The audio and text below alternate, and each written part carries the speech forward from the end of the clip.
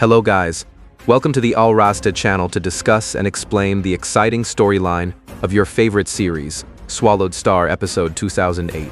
In the previous episode, Luofeng was hunted by King Bark Mirror, who wanted his treasure. In a fierce battle on Rock Island, Luofeng was cornered and decided to jump into the deadly vortex of the Remoteness Ocean as a last resort. Although King Bark Mirror gave chase, he eventually retreated after the appearance of powerful native warriors and the dangers of the vortex. Luofeng survived but was stranded in the Remoteness world and immediately surrounded by the native race's army. While his original body struggled to escape, his Mosha clone managed to steal a leaf from the world tree for the evolution of his third clone. But a new threat emerged when the prince of the region began gathering troops to hunt him down. So what happens next? Okay, without further ado, let's jump right into the story.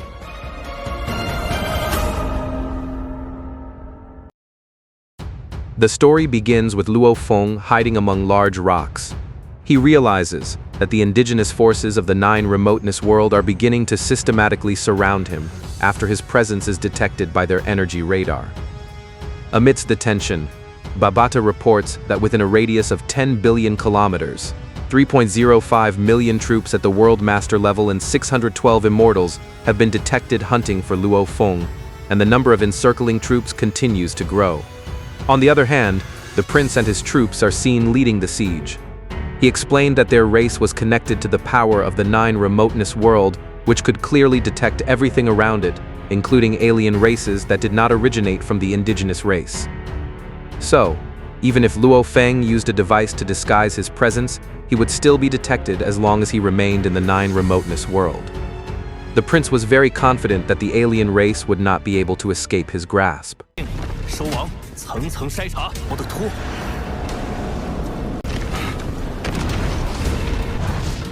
All the troops had surrounded every location.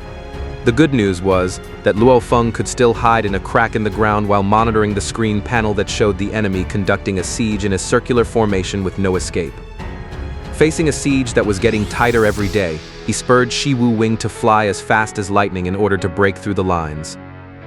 When Luofeng passed a stone mountain, he was ambushed by one of the World Master level soldiers. Luofeng incapacitated the soldier and fled, looking for a way out of the deadly siege. However, Luofeng's position was now locked down thanks to the soldier who ambushed him earlier, who had alerted the other troops. Luofeng was surrounded by many enemies and could no longer escape. Without wasting any time, the prince immediately ordered the 800 Immortals under his command to prepare a combined Remoteness attack, forming a ball of energy that instantly transformed into a sharp attack directed at Luofeng. Luofeng was completely unable to avoid the terrifying attack, and his body instantly vanished without a trace.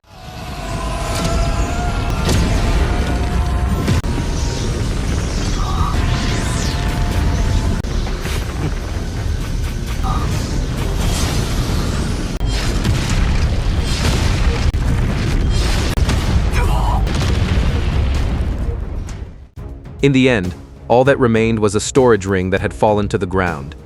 However, when the prince examined it, he found that the treasures inside the ring were worthless and contained only a few items.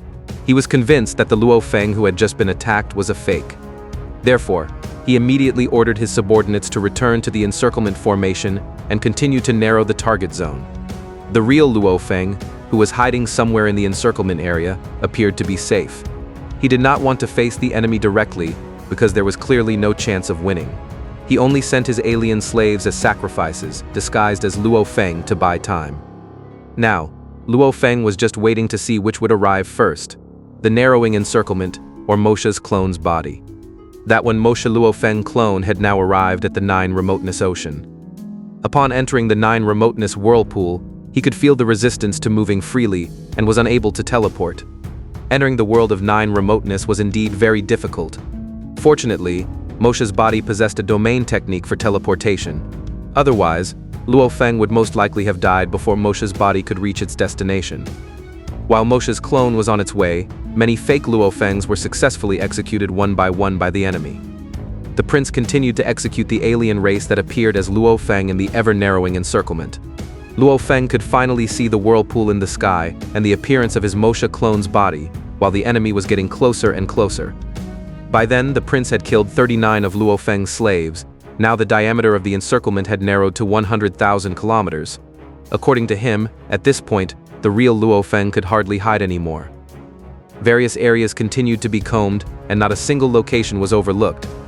Some of Luofeng's slaves were found, but they were fake Luofengs who reverted to their original forms after execution.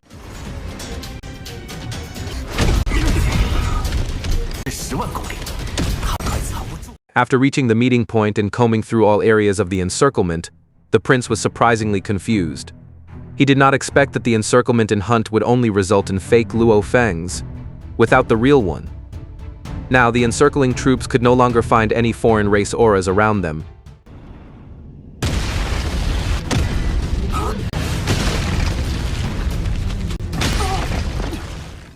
In fact, Luofeng had previously sneaked into the world ring belonging to Mosha's body, which immediately altered his appearance and aura to resemble that of a native soldier with very similar blood horns. This high-level disguise enabled Luofeng to conceal his true identity just before the large army destroyed his last hiding place. That was how Luofeng escaped the siege. The prince was furious when he received reports from his 9 generals that their main target had mysteriously disappeared despite every inch of the area having been thoroughly searched. He refused to believe that such a formidable intruder had been killed in the joint attack and ordered a massive research, suspecting that the enemy might still be hiding within his own ranks. The prince's anger was fruitless because Mosha's body camouflage technique was too perfect to be detected by the senses of ordinary soldiers or even the most advanced energy detection of the 9 Remoteness world. Switching to the inner world within the body of the golden-horned behemoth. After obtaining the materials from the world tree, Luofeng intended to create his 3rd clone. This was not easy. The life level of the world tree itself was too strong, approaching the limits of fertilization, or in other words, exceeding the specifications that Luofeng's inner world could withstand.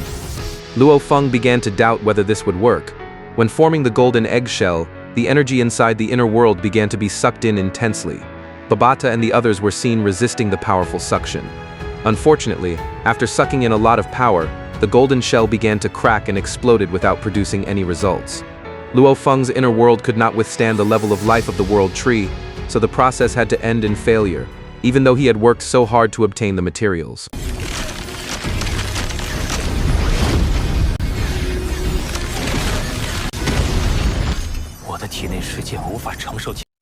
In the area around the 9 Remoteness world, there was a city of indigenous people where Luofeng was currently staying. It was said that the size of the divine body determined the amount of divine power. If the 3rd clone had a sufficient supply of divine power, it would increase Luofeng's fighting ability when he entered the Immortal level. He could fight intensely with his full strength while burning his divine body. Therefore, the 3rd clone to be created later must at least have a huge stock of divine power, similar to that of the world tree. Not long after, a group of mischievous children was seen playing around the settlement, destroying the surrounding buildings. Luofeng did not expect that these children had already reached the star level. When they grew up, they could easily reach the World Master level, showing that this indigenous race was indeed very powerful. From the children's discussion, one of them said that in the future, when they reached the Universe Venerable level, they would have the right to pass through the 9 Remoteness whirlpool, go to the outside world, and witness firsthand the magnificence of their ancestral sea. Luofeng was sure that the ancestral sea referred to was the 9 Remoteness Ocean near Rock Island. Specifically, the inhabitants of the 9 Remoteness world are divided into 2 types. First, the 9 Remoteness indigenous race. They are flesh and blood special life forms, so they can be affected by soul attacks. They are usually warriors with blood-colored bodies and horns. Second, the 9 Remoteness race. They are energy life forms that are immune to soul attacks. There are only 108 in total, all direct descendants of the 9 Remoteness Master. They resemble the previous princes, with human-like physiques. Of the 108 princes, there are 3 levels of ocean transformation. First level, Bloody Seas. At the World Master level. Of the 108 princes, there are 56 princes at this stage. The second level, Royal Seas. There are 49 princes at the Immortal level, and 3 Universe Venerable. The third level, Ancestral Sea. This is the 9 Remoteness Master himself, the creator of the world and all the creatures in it. Essentially, they are all vast oceanic existences, with their own avatars, capable of creating descendants and armies known as the Nine Remoteness indigenous race.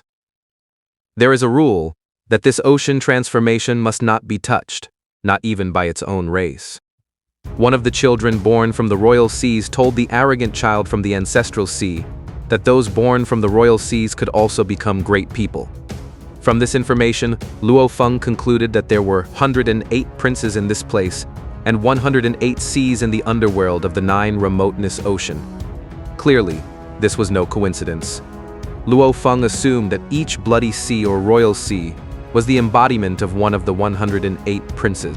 Luofeng tried to confirm this information with his teacher, the Chaos City Lord. His teacher explained that the 9 Remoteness princes were manifestations of the seas beneath the 9 Remoteness Ocean itself, and that the ruler of the 9 Remoteness space was the 9 Remoteness Master, whose true body was the 9 Remoteness Ocean. The status of the 9 Remoteness Master was said to be equivalent to that of the Chaos City Lord, both of whom possessed the level of Universe Master. According to the teacher's explanation, the 9 Remoteness Master possessed a giant energy body spanning 10 light-years, making it impossible to defeat him in a battle of divine power. In essence, if Luofeng succeeded in creating a third clone with genes from that race, he would become invincible because his divine power was eternal and would never be exhausted. Even later, when in his ocean form, he could easily slaughter large numbers of enemies. The teacher recounted a historical event. In the past, the Sky Wolf Master and the Kang Yang Master of the demon race jointly hunted the 9 Remoteness Master to the 9 Remoteness Ocean in order to fight over the Arcana level treasure. The 9 Remoteness Master escaped into the 9 Remoteness Ocean and instantly burned all the divine power in the ocean, which was of unlimited size. Kang Yang Master, who was still in pursuit, was successfully destroyed, while Sky Wolf Master escaped thanks to the palace treasures he carried. After the battle, everyone knew that the true body of the 9 Remoteness Master was the ocean itself. Once he died, the 9 Remoteness Ocean would resurrect him. The ocean was also the core of life and the source of his infinite divine power, which was always automatically replenished. With a divine power ocean dozens of light-years in diameter, Luofeng thought, who in this universe could match his power? Luofeng informed his teacher that he had just conducted an investigation and discovered that the 9 Remoteness Master had 108 princes and 108 related seas. Therefore, Luofeng's third clone target was the Prince of the 9 Remoteness Master, or the Bloody Seas. Chaos City Lord said that since there were many princes, the life force level of those creatures should not be too high, so the chances of successful fertilization would be greater. Considering the 9 Remoteness Master's hot-tempered nature, Luofeng would definitely have a hard time getting water from the Bloody Seas. Chaos City Lord suggested that if Luofeng encountered any obstacles, he could simply say that he was a disciple of Chaos City Lord, and then he would most likely be safe. Luofeng's excessive boldness often worried his teachers. For example, after Master Zhen Yan learned that Luofeng had been forced into the 9 Remoteness whirlpool because he was being pursued by King Bark Mirror, he immediately took action. Master Zhen Yan entered the 9 Remoteness space and fought fiercely against King Bark Mirror. As a result, because Master Zhen Yan had broken through to the Universe Venerable level, King Bark Mirror was rendered helpless. The enemy was beaten back and forth until he could not escape. However, in the middle of the battle, Venerable Wan Feng from the Northern Territory Alliance intervened. Otherwise, King Bark Mirror would have surely died. Hearing this story, Luofeng vowed to repay his teacher's kindness and take revenge on King Bark Mirror. In order to achieve his goal, Luofeng's Mosha body traveled for 6 months to the center of the 9 Remoteness world to research the 108 royal seas, which were the original bodies of the princes. He discovered various classifications of seas, ranging from bloody seas for the World Master level and small royal seas for the Immortal level to large royal seas for the Universe Venerable. This observation was very important because the size of the sea would determine how much sacred body capacity he could have in the future. Luofeng finally chose to take genetic material from the Bloody Sea because its power level was still within the limits of his current inner world breeding capabilities. The area around the Bloody Sea tended to be quiet with little activity from the local population, giving Luofeng an opportunity to approach without arousing suspicion. However, while gazing at the desolate Bloody Sea, Luofeng was spotted by a general. Luofeng, who was in disguise, said that he was enjoying the splendor of the Bloody Sea and had been daydreaming for a moment. The general told Luofeng to be careful and not to touch the water before finally leaving. Babata hoped that the 9 Remoteness Master would not mind if Luofeng took a little seawater. No matter what the consequences, for the sake of the future, Luofeng took the plunge. Using his teleportation domain technique, Luofeng managed to take a little water from the bloody seas, which looked like fishy-smelling blood. However, shortly after taking it, a spatial crack appeared and pulled Luofeng towards a certain place. He was caught stealing by the ruler of that place. Luofeng found himself trapped in a dimension that was completely sealed off by the intimidating face of the 9 Remoteness Master. Luofeng immediately transformed back into his original human form to show respect to the ruler who had discovered the secret of his Mosha cloning technique. Even though his life was hanging by a thread, Luofeng tried to remain calm in the face of the ruler's anger, whose voice was capable of shaking the entire bloody sky.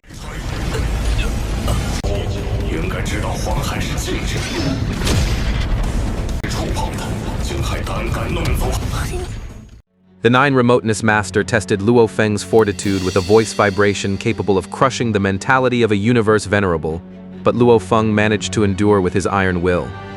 He argued that his action of taking water from the bloody sea was only based on his curiosity about its unique aroma and color. His extraordinary mental strength and calm attitude in this predicament impressed the ruler. Instead of sentencing him to death, the 9 Remoteness Master revealed his identity as the guardian god master of the ancestral god sect. He offered Luofeng the position of guarding prophet with the guarantee of complete freedom without having to betray his human race. This offer was a clever strategy to recruit genius talents such as King Blade River into his faction. After accepting the agreement, Luofeng received the ancestral god token, a legendary black token that directly merged with his soul imprint. This item allowed Luofeng to communicate directly with the ancestral god sect from anywhere through inner messages. The ruler was satisfied that he had successfully secured Luofeng as his new ally. With the power of space law manipulation, the 9 Remoteness Master sent Luofeng out of his territory and landed him in a very distant void. Luofeng immediately summoned the King Heavy Arrow to perform God Country transportation in order to return to safety as quickly as possible. Finally, after passing through various dangers, he managed to bring home water from the bloody sea.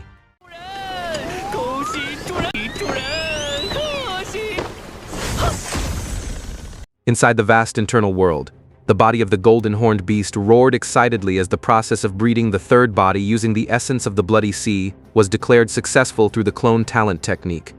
Unlike before, the golden law essence of the golden horned behemoth fused with the genes of the bloody sea and instantly formed a stable golden egg without any signs of cracking.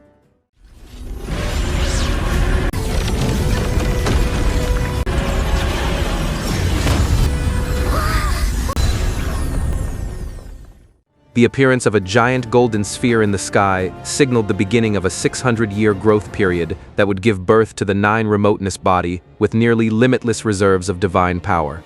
Luofeng celebrated this crucial success with Babata because he knew that this new body was the key to immortality and true power.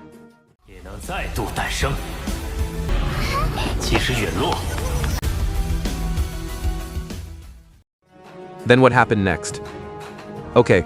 Thank you for watching until the end, and don't forget to support this channel with likes, subscribe, and comments. That's all from me, bye.